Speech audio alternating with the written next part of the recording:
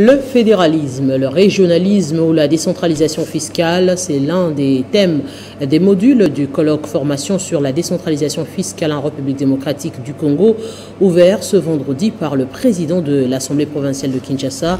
Travaux de 2 jours organisés par le cabinet Maving en collaboration avec le Tax Institute, plateforme Afrique centrale de l'Université de Liège.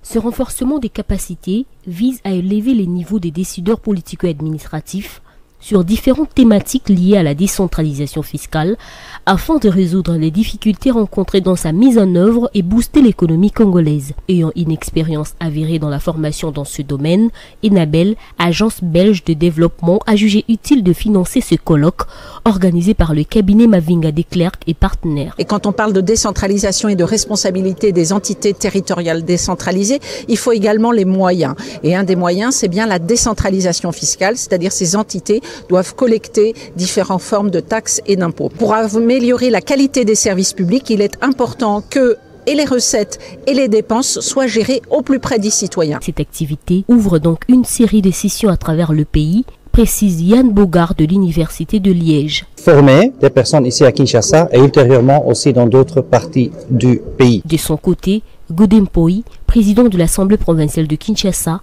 revient sur l'importance de ce premier atelier du genre. Nous avons besoin d'une fiscalité développementaliste. Nous avons estimé qu'il fallait tenir cet atelier de manière à cogiter sur la bonne fiscalité qui va nous permettre de booster les finances publiques de notre ville. Ces colloques formation connaissent la participation des régies financières nationales et provinciales, les scientifiques, le personnel judiciaire ainsi que de la société civile.